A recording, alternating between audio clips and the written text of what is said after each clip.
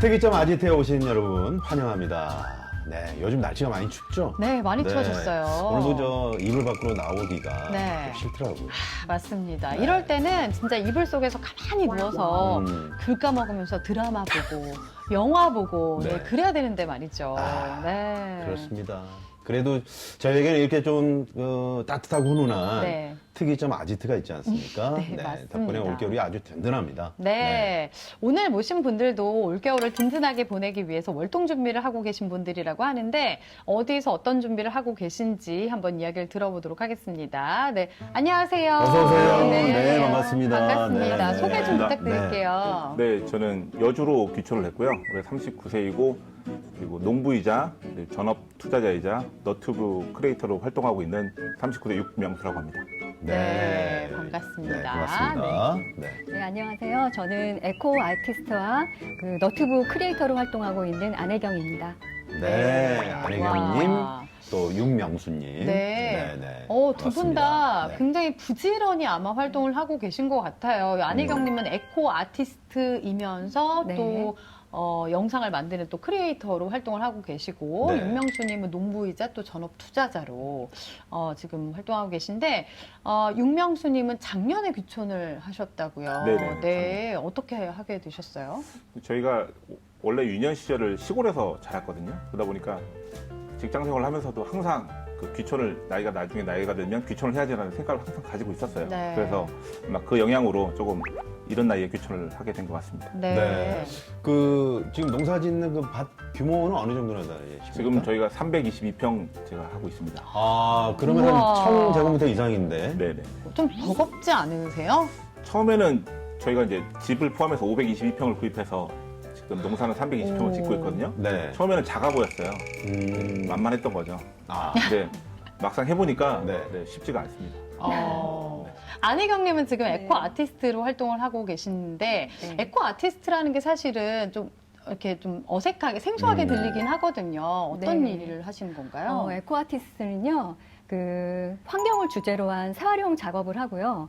그 다음에 제로 웨이스트를 실천하는 그런 예술 창작 활동을 하는 그 사람을 막 얘기하는데 그 재활용이라는 거는 업사이클링의 순 우리말이에요. 네. 네. 네, 어. 굉장히 예쁜 말인데 재활용에다가 어떤 디자인을 가미해서 조금 더 업그레이드된 개념이라고 보시면 되시거든요. 네. 그래서 일상생활에 제가 살아가면서 필요한 그런 가구나 모든 집기 같은 것들 전부 이렇게 만들어서 사용하는 그런 생활을 하고 있어요. 네. 네. 저희가 재활용은 많이 들어봤는데 재활용은 네. 참 예쁜 단어네요. 그러니까요. 네, 네. 네. 크리에이터로도 활동하고 계신다고 들었는데 네. 주로 어떤 영상을 만드시는 거죠? 집을 직접 설계하고 직접 집을 지었거든요. 그러다 보니까 그 집 짓는 과정에서 저희가 이제 터득한 노하우나 아니면 셀프 인테리어로 전부 집을 꾸몄어요. 네. 와. 네, 그러면서 그런 아이디어들을 같이 공유도 하고 싶었고, 그 다음에 이제 정원을 가꾸기 시작하면서 어떻게 하면 좀 셀프로 해서 정원을 예쁘게 꾸밀 수 있는지 그런 방법들을 지금 영상으로 만들고 있거든요. 네. 네. 오늘은 그럼 어떤 영상 준비해 주셨어요? 오늘은 전원 생활을 하면서 정원 생활자들이 살아가는 그 겨울 월동 준비에 대해서 영상을 만들어 봤거든요. 네. 네, 알겠습니다. 그러면 안혜경님의 영상 먼저 확인해 보겠습니다. 네.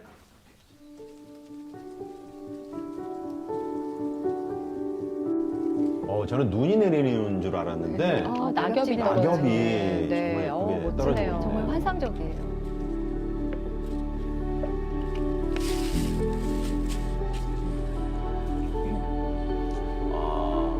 Always Spring Garden이다. 네, 밀고. 이 영상은 언제 제작하신 거예요? 이거는 작년 월동 준비하고 올해 아. 월동 준비를 같이 이렇게 해서 같이. 예, 비교하는 네네. 영상을 좀 찍었거든요. 네.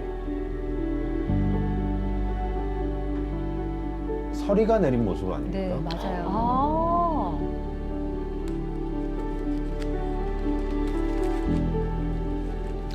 저 손의 주인공은 바로 우리 안혜경. 네, 접니다. 보온을 위해서 필요한 네. 거예요?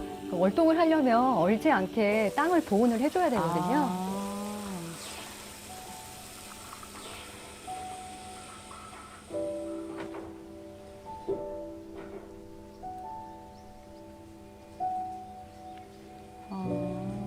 저렇게 보온을 해주는군요. 장미들도.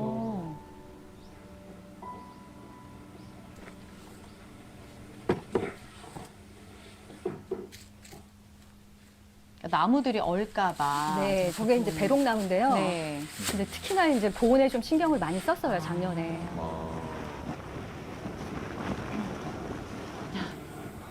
왕겨를 저렇게 끌고 가신 거예요? 이야.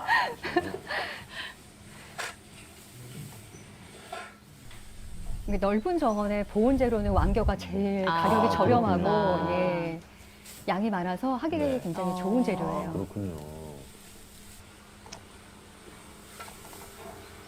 근데 아무래도 전원생활 하시니까 계절을 더 잘 느끼실 것 같아요. 그렇죠. 네. 아파트 생활을 하면 사실은 사계절을 잘 느낄 수가 맞아요. 없는데, 네. 정말 사계절을 고스란히 다 느끼면서 계절을 맞이하거든요. 그러게요. 네, 네.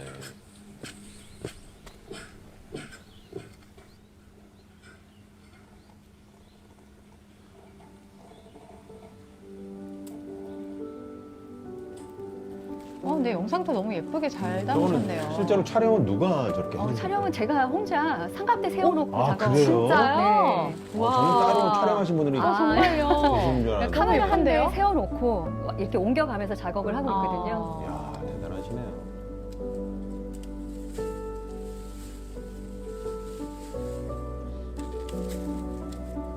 저렇게 하시려면 정말 부지런하셔야 될 것 같아요. 그러니까요. 네.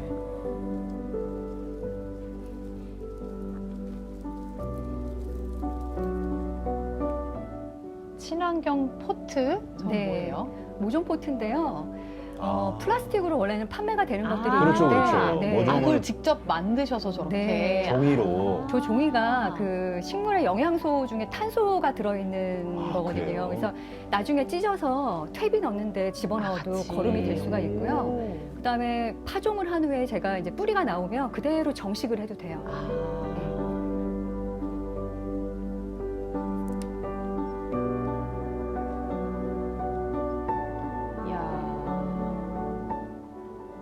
작년에는 저기에 이제 튤립을 220개를 심었었어요. 네. 네, 그래서 이제 보온을 옆에 둘러준 거죠. 수국도. 튤립이 상당히 그 수익성도 높다고 들었는데. 구근이 이제 불어나거든요. 아, 그렇군요. 그렇구나.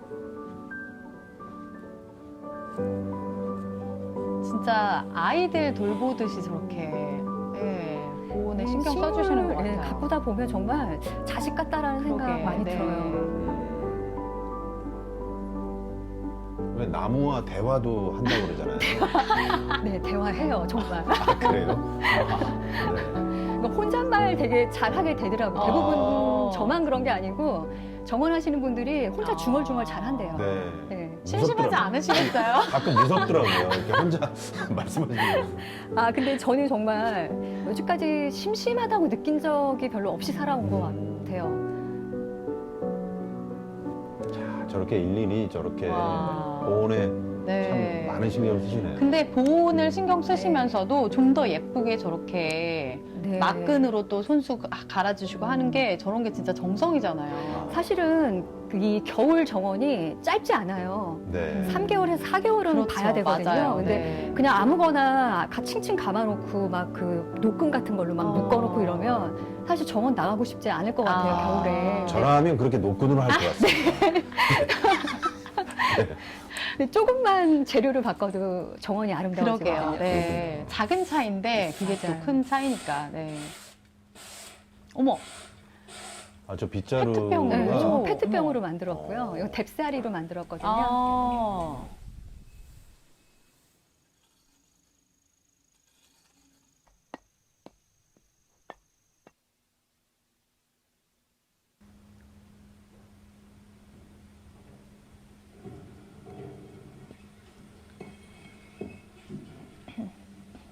와.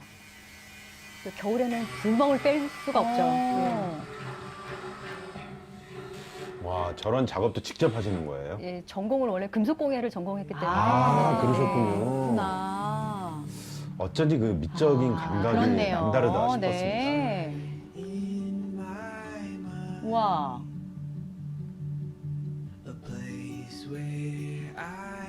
오, 진짜 멋져졌어요. 네, 정말 저게 저의 올해 버킷리스트였어요. 겨울 동안 불멍할 수 있는 공간을 꼭 만들고 우와. 싶었거든요. 야. 그럼 저 공간에 매일 나가셔서 불멍을 하시는 건가요? 매일은 아니고요. 와. 네. 야. 너무 멋지네요. 정말 아름다운 정원을 오. 저희가 감상을 해봤습니다. 네, 진짜 사랑과 정성으로 돌보고 계신다라는 게 딱 느껴지네요. 네. 아까 그 억새잎을 이렇게 모아서 이렇게 덮어주시는데 네. 그 모습이 아까 말씀하셨잖아요. 어, 마치 그 엄마가 아이 이렇게 돌보듯이. 보살피듯 맞아요. 입을 덮어주는 그런 모습 같더라고요. 네. 우리 윤명수님도 아주 뭐 깊이 이렇게 푹 빠져서 보시던데 네. 어떻게 보셨습니까? 저희도 정원이 200평이 있거든요. 네. 근데 저희는 잔디만 심어놨어요. 저희 반려견 때문에. 근데 영상을 보니까 저도 좀 따라 해보고 싶고 마음이 좀 따뜻해지는 그런 영상이었어요. 네. 이야. 그럼 정원을 가꾸기 시작한 건 얼마나 되신 거예요? 정원을 본격적으로 가꾸기 시작한 거는 작년 4월에 마당에 대공사를 하면서 이제 시작을 했거든요. 네. 늘 동경의 대상이긴 했어요. 근데 공부를 하지 않고 실천을 못했던 것 같아요. 그 타샤 투더 할머니를 굉장히 동경하고 너무 알아요, 알아요. 좋아하거든요. 예쁜, 네. 네. 정원 가꾸시는. 맞아요. 네. 그분도 그림을 그리시면서 정원을 가꾸시는 분이신데, 네. 그러니까 그 늘 동경을 하면서도 제가 공부와 실천을 못했던 거예요. 이제 그러다가 이제 작년에 이제 계기가 되면서 이제 저 본격적으로 공부를 하고 실천을 한 거죠. 아. 네. 네, 그러니까 저는 공부 안 하면 네. 못 가꾸는 것 같아요. 아, 네, 그러니까 공부도? 무작정하면 안 돼요. 아, 그렇군요. 네. 그러면 지금 전원 생활도 그때부터 시작하신 거예요? 아니면은? 전원 생활은 제가 2000년에 김포에서 처음으로 전원주택을 짓고 첫 집을 이제 살았던 거죠. 네. 여기는 이제 두 번째 네, 지은 네. 거고요. 네, 그러시다가 본격적으로는 이제 작년부터 시작을 하신 거고, 네. 네. 지금은 그러면 월동 준비는 다 마치셨어요? 이 시기에는 정말 맞춰야 돼요. 아, 그래요? 네. 네. 보통은 그 첫서리가 내리기 전에 한 10월 말서부터 한 11월 중순까지는 거의 다 이제 월동 준비를 끝내거든요. 네. 네. 빨리 시작하네요, 생각보다. 그러니까 땅이 얼기 전까지는 이제 무조건 식물들을 해야 되니까. 네. 보호를 네. 해줘야 되니까. 네. 네, 영상 많이- 보니까 이제 정원이 상당히 넓고 그렇죠. 또 그 키우는 식물들도 한두 개가 아니더라고요. 월동 준비하시는데 꽤 시간이 많이 걸리셨겠어요. 보통 첫 정원을 만들고 나서는 좀 시간이 걸릴 거예요. 왜 네. 모든 게 다 안정화가 안 돼 있는 상태이기 때문에 네. 이제 나무들도 어리고 음. 꽃들도 전부 어린 상태니까 좀 월동 준비에 시간을 좀 더 많이 투자하게 되는데 네. 근데 저 같은 경우에는 그 월동 준비나 이런 걸로 시간을 많이 에너지를 많이 뺏는 걸 좀 사실 진짜 힘들어요. 그러다 보니까 가능하면 추위에 강한 나무나 꽃들을 심는 편이고요. 네. 네, 그래서 알아서 스스로 음. 살아나갈 수 있는 그런 강한 식물들을 좀 어. 키우는 편이에요. 네, 네. 네. 추위에 강한 식물들은 보통 뭐 어떤 것들이 있나요? 보통 이제 단연초라고 그래서 네. 단연생들이 노지 활동 되는 아이들이 굉장히 많거든요. 아. 그러니까 이제 보통 노지 활동 되는 아이들 중에 네. 좀 추천하고 그 처음 정원 시작하시는 분들한테 이제 키우기 좀 쉬운 네. 그런 것들은 그 수국 중에서도 원예 수국이라고 그래가지고 이렇게 좀 색깔이 알록달록한 수국이 있어요. 네. 걔네들은 좀 키우기가 어려워요. 어렵다. 어렵고. 네, 근데 네. 그 목수국이라고 해서 라임라이트 목수국이 있거든요. 네. 그 라임라이트는 초보자가 키우기 굉장히 쉬운 수국이고요.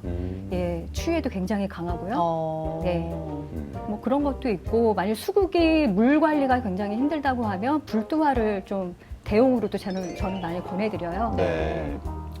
그리고 이제 제일 그 정원의 베이스가 될 수 있는 게 그라스류가 있거든요. 그라스. 네. 네. 그러니까 요즘에 한창 그 자연 정원들이 유행을 하면서 예전 정원하고 지금 정원은 많이 달라졌어요. 그래서 네. 굉장히 자연스러운 정원들을 추구하거든요. 네. 그래서 이제 그 중에 가장 뭐 가을이나 겨울에 정원을 풍성하게 보여줄 수 있는 거는 좀 그라스류. 네. 그러니까 그라스를 전체적으로 베이스에 좀 깔아주고 걔네들은 굉장히 월동이 잘 되거든요. 우리 보빈 아나운서 그라스류 아십니까? 네. 잘 모르는데 지금. 생소한데. 생소한데. 가장 이제 잘 보니까 갈대 모르지만 같은 거 있잖아요. 아, 억새 갈대 같은 거. 억새. 근데 갈대 진짜 같은. 말씀하신 것처럼 예전에 그런 정원은 그런 나무를 예쁘게 깎아서 이렇게 맞아요. 놔두는 그런 모습이었다면 네. 요새는 진짜 그런 추세라던가 유행 같은 것도 은근히 있는 것 같아요, 정원에도. 그러니까 예전에는 제가 정원의 매력을 못 느꼈던 게 그 아주 오래전부터 네, 정원이 네. 있긴 했었어요. 근데 그 정원이 이제 부모님하고 같이 살면서 제 정원이 아니었고 네. 그때의 정원의 분위기는 잔디밭 깔고 소나무 하나 심고 맞아요. 그런 그다음에 식으로. 주목 하나 심고 단풍나무 어. 심고 돌을 배치한 후에 거기에 연산원과 회양목을 심는 게 그게 아주 교과서적인 정원이었어요. 전문가, 아, 지금 전문가. 윤명수 씨 그 눈빛이, 우리 집인데? 뭐 이런 눈빛이 갑자기. 뜨끔했습니다. 우리 집 어떻게 저 단풍나무 하나 딱 심었거든요.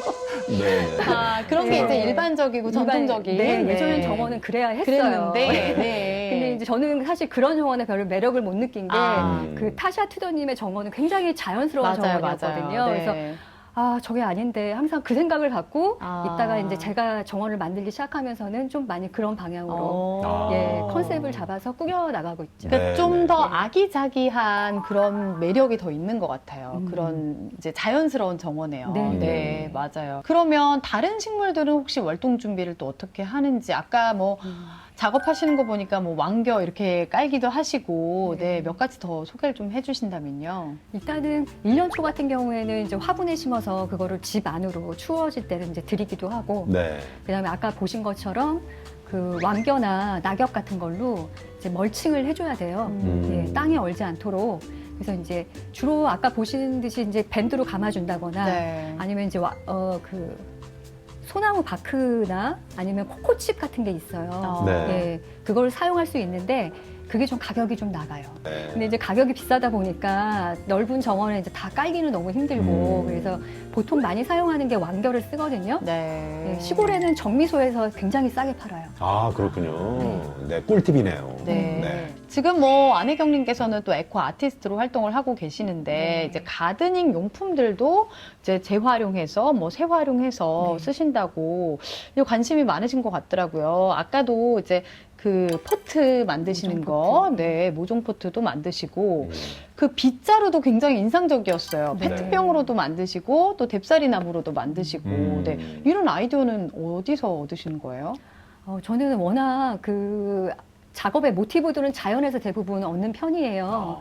근데 이제 재활용 작업을 하다 보니까 일단은 정원에서는 빗자루는 굉장히 필수품이거든요. 그렇죠. 네. 그래서 계속 사서 쓰다가 보니까 한번 만들어 보면 어떨까 이런 생각이 아. 들었는데 이렇게 뎁사리 같은 경우에는 예전에 시골에서 굉장히 많이 키웠대요. 빗자루를 네. 만들어 쓰기 아. 위해서. 네. 근데 이제 어느 날 이제 산업화 되면서 뭐 플라스틱 빗자루들 쓰기 시작하니까 아. 네. 지금은 시골에서 뎁사리 보기 어렵거든요. 네. 그래서 제가 요즘에 뎁사리 씨 여무른 거 들고 동네마다 다니면서 이렇게 몰래 막 털어놓거든요. 아. 잘하라고. 직접 네. 키우시는 거네요. 네네. 그래서 이제 이야. 키워서 빗자루를 만들어야 되겠다라는 생각이 들어서 네. 이제 키워봤는데 굉장히 멋있었어요.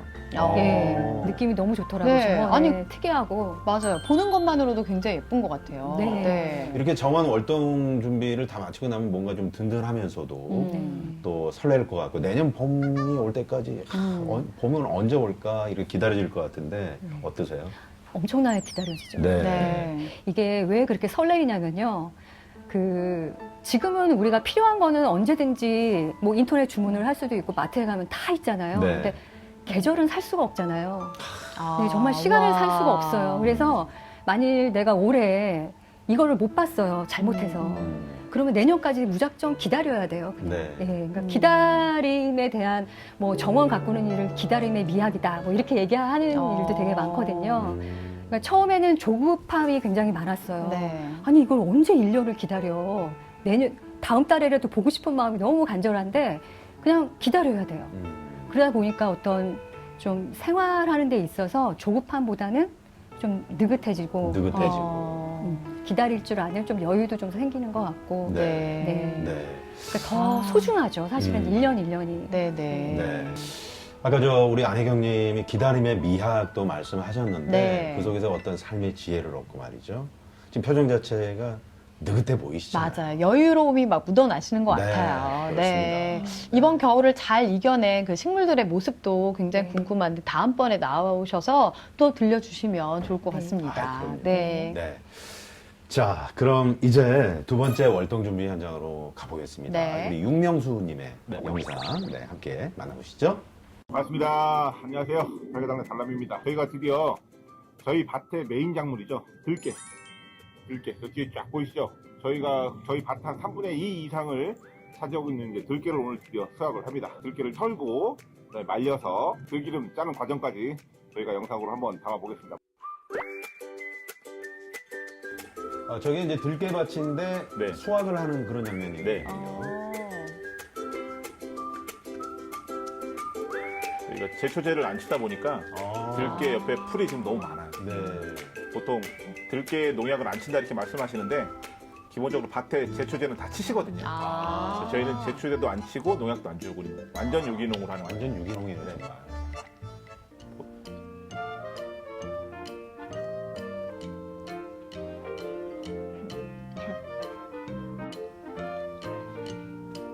저걸 손수 저렇게 다 털어서 네, 하나하나. 저는 저런 보리깨. 네. 순대국집 가면은 그 들깨를 아유, 그렇게 많이 듬뿍 넣어서 먹는데. 먹거든요. 맞아요. 비싸니까 많이 줘요. 이런 정말 정성이 다 힘들어요. 들어가는 네. 거예요. 보리깨지. 그리고 들깨가 오메가3가 가장 많은 식품이거든요. 그래요? 그리고 또 오염되지 않은 깨끗한 오메가3를 먹을 수 있는 식품 중에 거의 유일하다고 보시면 되겠습니다. 정말요? 네. 혈액순환에 아주 좋겠네요. 그렇죠. 그래서 그 아재 개그 중에 들깨를 많이 먹으면 네, 술이 술이 술 깬다고. 들깨. 네. 이건 아닌가요? 제가 한 10년 전에 했었다가 예, 매장 당할 뻔했어요. 아우, 참. 이렇게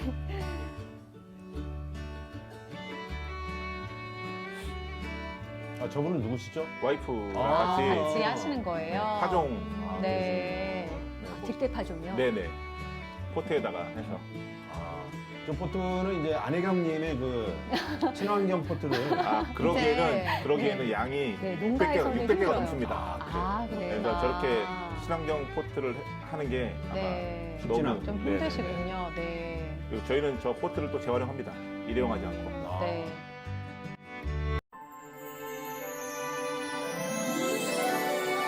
자기장님, 네. 자 아침부터 휴일 아침인데 어디 갑니까? 지금 뒤에 여기 서리 내린 거 보여서요? 이거 좀 비춰줘봐. 네네.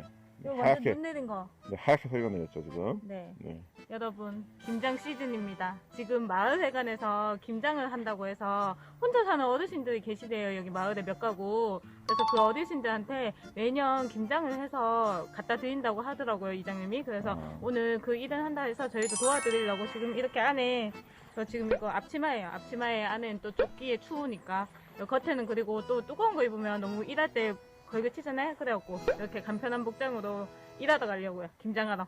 오늘 마을 김장 봉사 활동하는 날이구나. 네네네. 네. 복장이 좀 언밸런스하죠? 네, 알겠습니다. 네, 그러면 거의 네, 예능인 방송인이시네요. 네. 파이팅! 사투리가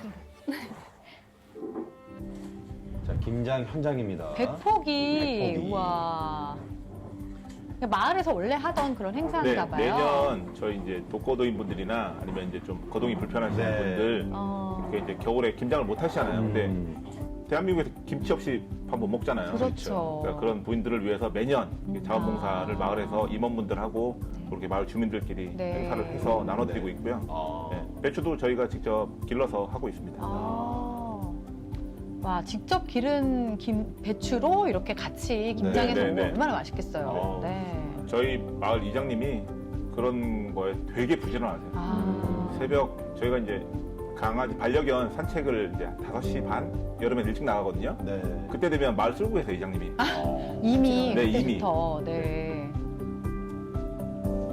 많은 분들이 같이 하시네요. 네, 네. 지금 그 김치 담그는 그 현장과 음악이 조금 뭔가 굉장히 분주한데 네, 네, 네. 음악은 좀 평온하네요. 네.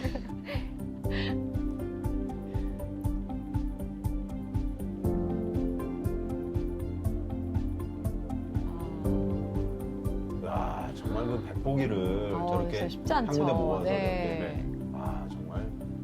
그래서 부녀회 분들은 저렇게 이제 김장을 절이고 무치는 작업을 네. 하시고 남자분들은 오, 맛있겠어요. 겉절이죠? 겉절이, 네, 네. 남은 거 아. 근데 저거 맛있겠다. 끝나고 나면은 네. 드셔야죠. 네. 고기랑. 이제 수육에 수육에. 네, 네. 썰면. 아. 그렇게 해서 먹습니다. 네. 뒷정리까지. 네. 와. 이렇게 예쁜 통에 네, 집집마다 배달해 줍니다. 하는 거죠. 어. 네.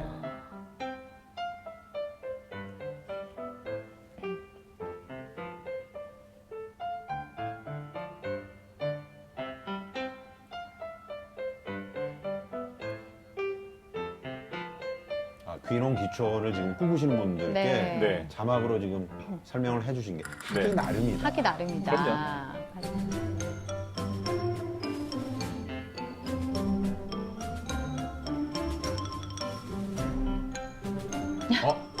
좀 맛있게 드시네요.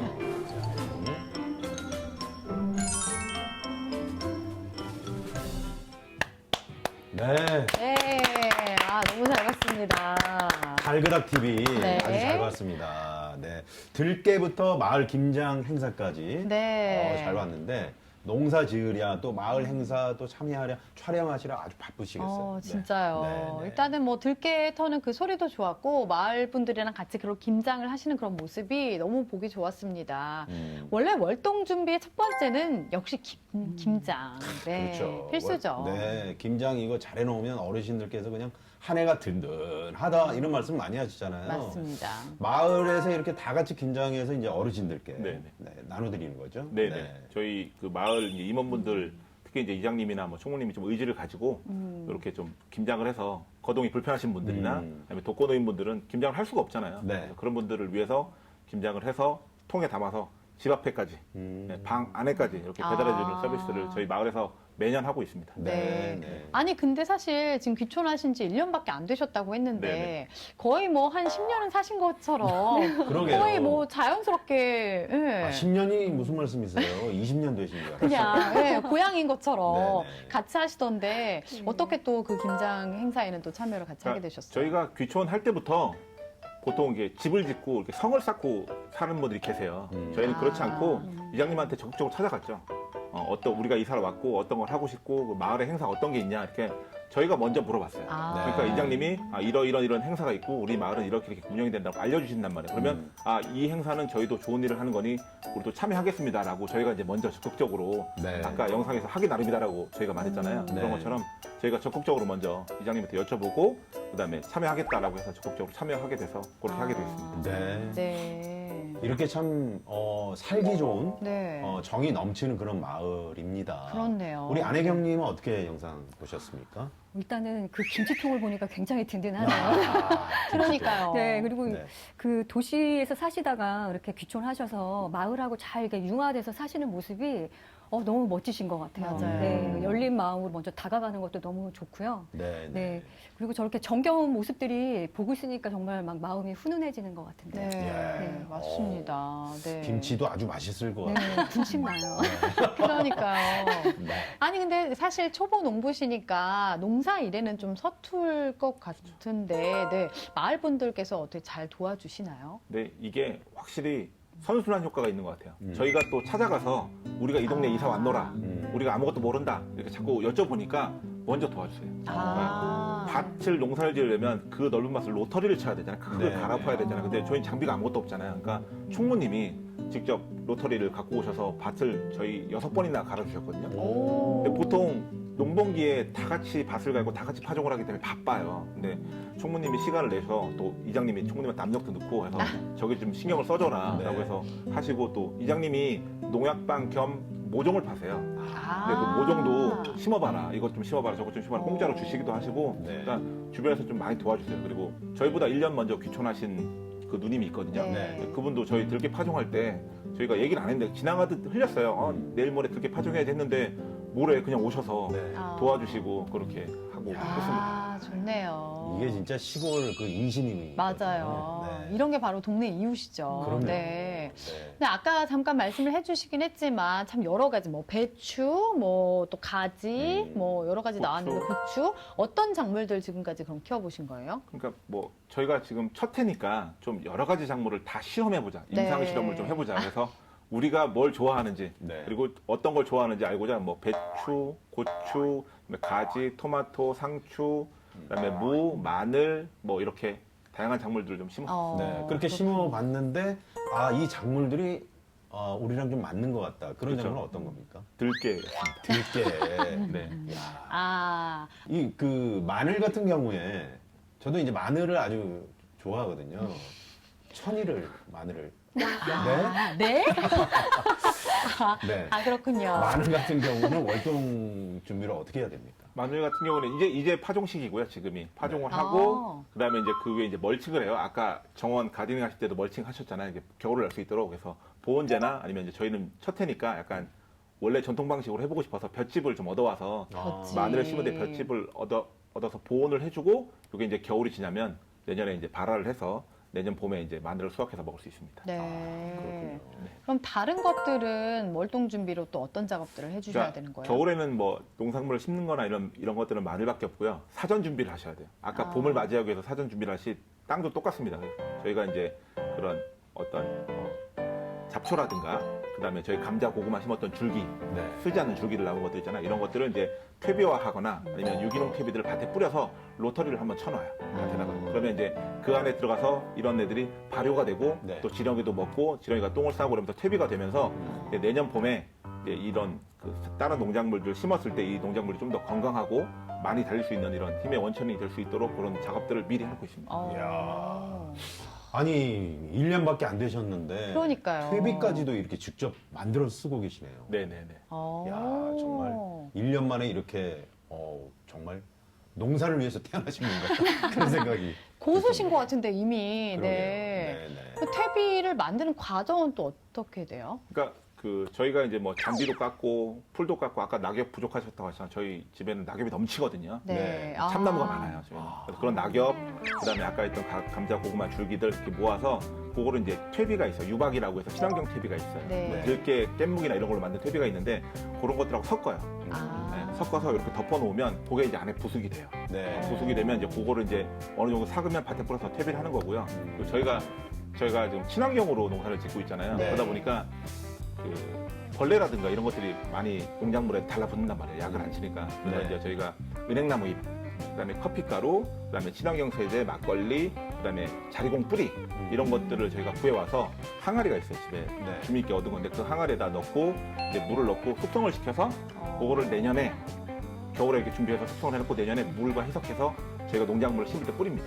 오. 그러면 이제 친환경 퇴치제가 만들어지고 이제 살충제가 만들어지는 거예요. 어. 대신에 제초제는 친환경으로 만들 수가 없어요 아직까지는. 아, 그래서 네네. 풀은 아까 들깨 보신 것처럼 네. 그냥 쫙 자라면 음. 제가 이제 막 그 고랑 사이를 다니면서 밟아줍니다.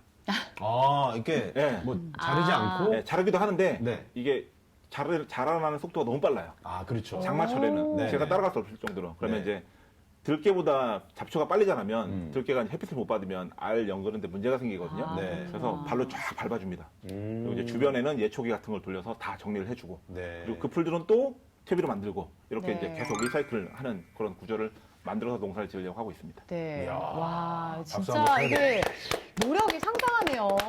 네, 와, 진짜. 네. 첫 농사인데 거기다가 이제 유기농 농사. 네. 어려움이 참 많으셨을 것 같은데 뭐 그 기억나는 뭐 실수 같은 건 없으십니까? 대표적인 실수가 몇 가지 있는데요. 고추를 저희가 좀 초반에 고추를 좀 심었었어요. 고춧가루가 비싸잖아요. 그러니까 그렇죠. 돈을 좀 아껴보자. 음. 그래서 이제 매운 고추, 청양고추라고 하죠. 매운 고추 하나, 맵지 않은 일반 고추 하나 이렇게 심었었거든요. 근데 나중에 이제 지나가시는 주민분이 알려주셨는데 저렇게 심으면 둘 다 매워진다고 하더라고요. 오, 진짜요? 그래요? 네, 저희도 그때 처음 알았어요. 어머나. 그래서 매운 고추와 맵지 않은 고추를 같이 심어놓으면 이제 벌이 수정하는 과정에서 이걸 옮기는데 머리 수정을. 예, 옮기는구나. 이 매운 쪽이 더 이렇게 좀 우성이 되는 모양이에요. 그래서 저희가 실제로 고추를 수확해서 빻았는데 먹을 수가 없습니다. 다 매워져서. 그래서 오히려 이 일반 고춧가루를 구매를 해서 네. 저희 고춧가루와 섞어서 먹고 있습니다. 지금. 와. 그리고 저희가 이제 땅 지형이 마사토다 보니까 네. 땅에 대한 이해가 좀 없었어요.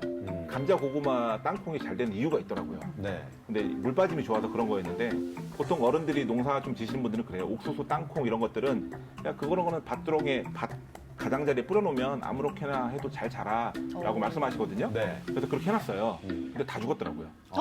이유가 뭐죠? 알고 보니까 물이 너무 잘 빠지니까 얘가 말라 죽은 거예요. 목 말라서. 그렇구나. 그래서 비닐을 씌우는 걸 멀칭한다 그러거든요. 네. 멀칭해서 옥수수를 심으니까 옥수수가 잘 자라더라고요. 아. 그래서 이런 좀 에피소드들이 땅을 이해하지 못하거나 네네. 아니면 뭐 어떤 이제 작물에 대한 이런 특성을 이해하지 못해서 했던 네. 실수들이 조금 있습니다. 네. 근데 직접 해보지 않으면 모르는 그렇죠. 거잖아요. 그런 그렇죠. 시행착오들을 다 겪어 나가는 그게 과정인 것 같아요. 네. 앞으로도 이제 그 전원 생활과 농장 일을 더 풍성하게 잘 꾸려 나가실 것 같은데 앞으로의 계획은 어떻게 되실지도 궁금합니다. 그 투자하는 것들 열심히 하고요. 네. 그다음에 네. 제 꿈이 방앗간을 하는 거예요. 방앗간이요? 네, 방앗간. 저희 꿈을 이장님한테 위해서. 얘기를 해놨습니다. 네. 네, 그래서 그런 땅이 나오거나 정부 지원이 또 나와요. 방앗간 같은 거. 아. 80에서 90%까지 나와요. 아, 그렇군요. 네, 왜냐면 지금 하시려고 하시는 분들이 없으니까. 네. 네. 오히려 그렇죠. 그래서 이장님하고 계속 얘기를 해놓고 실제로 되면 이제 마을에서 쌀농사도 많이 지으니까 네. 미곡하는 거하고 그다음에 이런 기름류들 이런 것들 그리고 방앗간 같은 경우에는 인증을 받지 않아도 되거든요. 네. 원래 가공물을 만들려면 인증을 받아야 되잖아요. 근데 이게 전통 가공업으로 인정이 돼 있어서 그래서 그런 것들을 좀 하면서 마을에 좀 도움이 되는 그런 어떤 사례, 좋은 네. 사례를 한번 만들어 보고 싶습니다. 네. 저는요, 제가 좋아하는 글귀 중에 그 헤르만 헤세의 글이 있어요. 근데 그 내용이 어떤 거냐면, 나는 유감스럽게도 쉽고 편안하게 사는 방법을 알지 못했다. 그러나 한 가지만은 늘 내 마음대로 할 수 있었는데 그건 아름답게 사는 것이다. 라는 말이 있어요. 근데 그걸 딱 읽는 순간, 이거 너무 공감된다라는 생각을 했거든요. 그러니까 제가 살아가면서 이미 뭐 정원을 가꾸거나 이렇게 밭을 읽어서 하시는 분들은 편안하고 쉽게 살아가는 방법의 삶을 선택한 사람들이 아니에요. 네. 조금은 수고롭고 되게 번거로운 삶을 선택한 사람들이거든요. 좀 느리고. 근데 그러다 보니까 저희들은 좀 아름답게 살아가는 거, 네, 정말 아름답게 살아가는 그런 방법들을 제가 이제 앞으로 전원 생활을 이제 앞으로 계속 정원을 바꿔가고 집안을 꾸려가면서 그렇게 좀 아름답게 살아가는 방법들에 대해서 아이디어나 이런 것들을 공유를 하고 싶어요. 그래서 네. 함께 모두 그런 생활을 좀 했으면 좋겠다라는 마음입니다. 네. 진짜. 네. 네. 박수. 아름답게. 네. 네. 저도 살고 싶네요. 그럼요. 제가 정원은 꾸리지 못하지만 지금 말씀을 드리면서 집에 있는 그런 작은 식물이라도 네. 더 열심히 갖고 봐야겠다 이런 생각이 좀 들었습니다. 네, 네. 그 사무실에 그 화분이 있던데 그거라도 좀 잘 네. 컸으면 좋겠어요. 제가 거의 죽여가고 있는데 네. 물을 그래도 좀 주세요. 네, 네, 그래서 네. 네, 좀 아. 살려보겠습니다. 네. 네. 오늘 두 분 말씀을 들으니까 뭐 안혜경 님도 방금 말씀하셨지만 그 아름다움이 이 세상을 더 아름답게 만들어 네. 가는 것 같습니다. 네. 맞습니다. 오늘 두 분 모두 올겨울 잘 재충전하시면서 따뜻하고 건강한 겨울 보내셨으면 네. 좋겠네요. 네, 오늘 좋은 말씀 나눠주셔서 감사합니다. 네. 고맙습니다. 감사합니다. 네.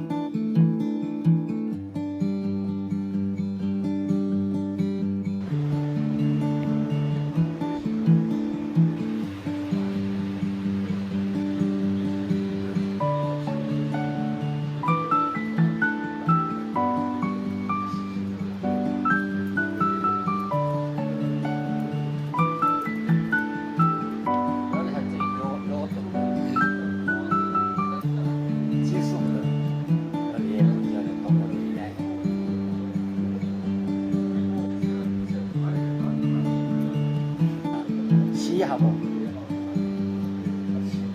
자꾸 이제 내려간다.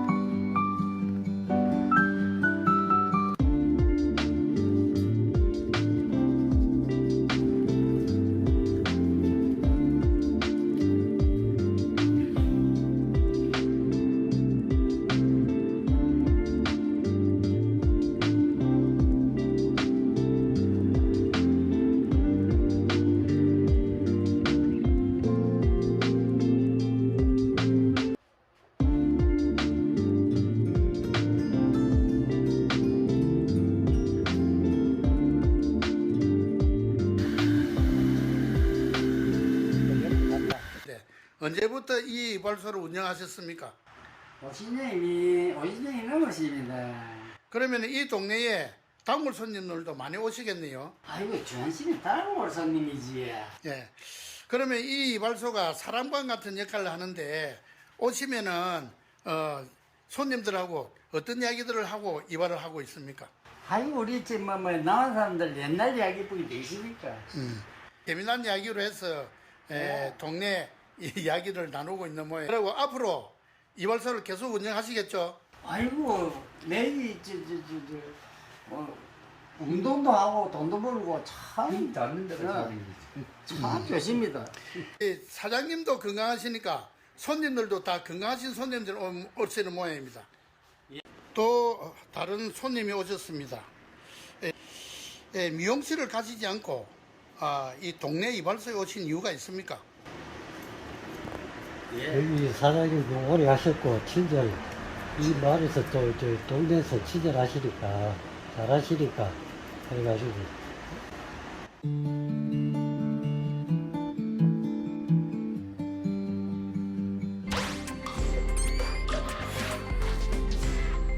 우와, 오늘 또 한옥에 가는 거네요. 맞단다 보숑아. 여기 보이는 이 집은 한규설 선생의 가옥이란다. 한규설은 누군데요? 대한제국 때 참정 대신 지내셨던 분인데 너 을사조약은 들어보았니? 을사조약? 그건 나쁜 거죠? 그치. 일본 놈들이 강제로 외교권을 박탈하여 우리나라를 빼앗겠다는 내용이지. 그때 일본 놈 이토 히로부미가 지들이 만든 서류를 들고 와서는 고종황제를 대신하여 정부 대신들에게 가부를 정하라 했었거든. 그때 그 조약에 찬성한 놈들을 우리는 을사오적이라고 하는데 지금부터 잘 들어라. 절대 잊지 말아야 할 놈들이니까. 학부 대신 이완용, 내부 대신 이지용, 외부 대신 박재순, 군부 대신 이근택, 농상공부 대신 권중현이야. 그날 모두 8명의 대신들이 참석하여 나라의 존망을 무수노 X로 투표하였단다. 그중 아까 5놈은 찬성을, 나머지 3명은 반대를 하였었고, 그중 2명 법무 대신 이하영, 탁지부 대신 민영기도 말만 반대를 하였지 나중에 일본에게 충성을 하였으니 딱 한 분만 지대로 반대를 하셨던 거지. 그게 바로 한규설 선생이란다. 진짜 킹 멋지신 분이군요. 어쩐지 집 느낌이 좋다요.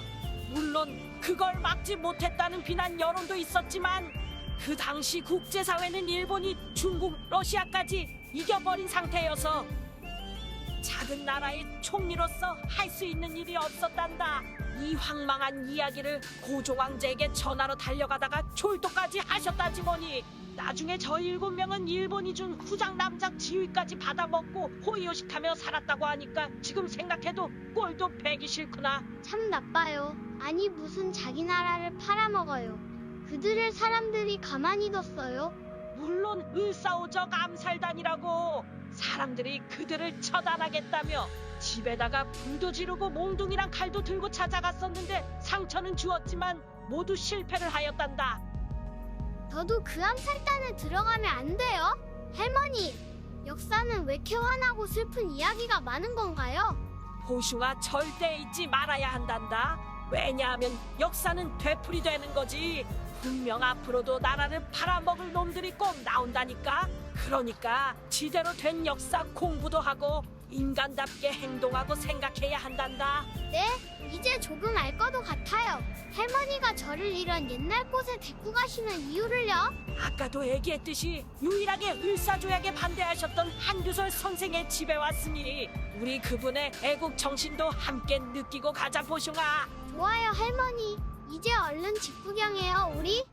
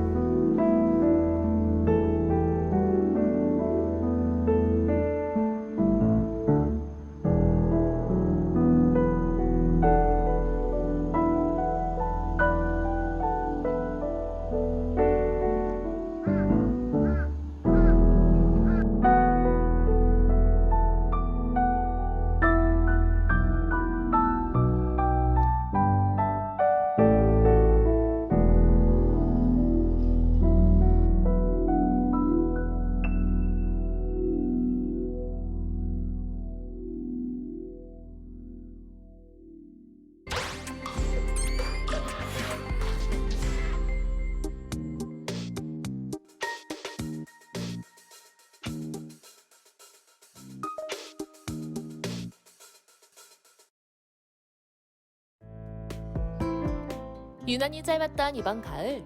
가을이 가기 전 저희는 목포 여행을 떠났습니다. 따뜻한 가을 햇살 받으며 도착한 숙소는 한옥호텔 영산제입니다. 한옥호텔은 처음이라 인상적인 부분들이 많았는데요. 마치 한옥마을을 방문한 느낌이 들었어요. 정갈하고 담백한 한국의 미를 잘 담고 있었습니다. 내부는 깔끔하면서도 한국적인 분위기를 잘 담고 있는 현대식 온돌방이었고요. 아이들도 이런 전통적인 공간에서는 하룻밤을 지내는 것이 처음이라 신기했습니다. 영산제 앞에는 넓은 들판이 있었는데요. 이곳은 농업박물관의 일부로 둘러보다 보면 논맛을 지키는 허수아비들을 보며 산책도 할 수 있도록 꾸며져 있었습니다. 한켠에서는 키우고 있는 다양한 동물들도 구경할 수 있어요. 자, 숙소는 충분히 받고 이제 목포를 돌아봐야겠죠? 첫 번째로 소개할 목포의 명소는 갓바위입니다. 해변을 따라 데크길을 걷다 보면 바로 천연기념물 제500호로 지정된 갓바위를 볼 수 있습니다. 사카스를 쓴 사람의 모양이라 갓바위라고 부르며 이 바위의 형태는 바닷물과 민물이 만나는 영산강 하구의 풍화작용과 해식작용의 결과로 형성된 것이라고 합니다. 그리고 계속해서 이어진 데크길을 걷다 보면 목포시 자연사박물관과 목포생활도자박물관, 국립해양문화재연구소 등 다양한 전시관을 볼 수 있습니다. 국립해양문화재연구소는 1980년 신안해저에서 유물이 발굴된 이후 해양유물 관련 박물관 건립의 필요성에 따라 1994년 국립해양유물전시관으로 출범하였다고 합니다. 지금으로부터 700년 전 중국에서 고려, 일본을 거쳐 무역하던 어선이 침몰되어 그 유적이 현대에 발굴된 과정과 결과물을 보여주는 이곳의 전시는 매우 인상적이었습니다. 무려 26,000점의 도기 등이 발굴되었다는데요. 그 당시 무역의 규모가 얼마나 컸을지 느껴졌습니다. 그렇게 관람을 마치고 근대전시관을 향해 목포의 골목골목을 지나가며 도착한 곳은 드라마 촬영지이기도 한 공간, 목포 근대역사관입니다. 이곳은 과거 일본 영사관으로 쓰던 공간으로 대한민국 사적 제289호이기도 합니다. 박물관 내부에는 목포의 개항과 당시 조선의 역사, 수탈의 상징적인 사진들과 금고 등이 있으며 2층까지 전시실로 활용되고 있고 대개의 근대 자료를 기획 전시하고 있습니다.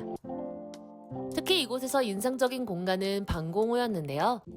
유달산 밑에 이 방공호는 일제 말기인 1944년에서 1945년 사이 만들어진 것으로 추정되며 유달산에 주둔하던 일본군의 지독한 학대를 받으며 한국인들이 정으로 바위를 하나하나 깎아 만든 공간이라는 점에서 돌아보는 내내 마음이 아팠습니다.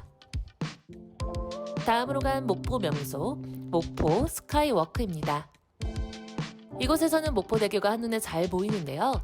더불어 바닥이 투명해 바다가 보이는 전망대였습니다. 개인적으로는 고소공포증이 있어서 한 걸음 내딛는 게 너무 무서웠는데요.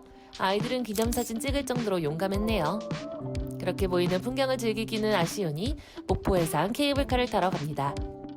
목포해상 케이블카는 목포 시내 북항 스테이션을 출발하여 유달산 정상부에서 기역자로 꺾어 해상을 지나 반달섬 고화도에 이르는 국내 최장 케이블카입니다. 바다 위를 가로지르며 목포 도시 전체의 모습을 볼 수 있는데요. 정말 장관입니다. 목포해상 케이블카는 언제든 꼭 한번 타보시길 추천합니다. 그리고 마지막으로 방문한 곳은 김대중 노벨 평화상 기념관입니다. 김대중 전 대통령이 노벨 평화상을 받기까지의 삶과 일대기를 담고 있는 곳으로 목포에서 성장한 기록과 함께 다양한 전시물들이 있습니다. 짧은 시간이었지만 목포 여행은 많은 역사적 공간을 둘러볼 수 있고 아름다운 자연경관을 함께 즐길 수 있는 시간이었습니다. 그럼 오늘 현장 학습 마치겠습니다.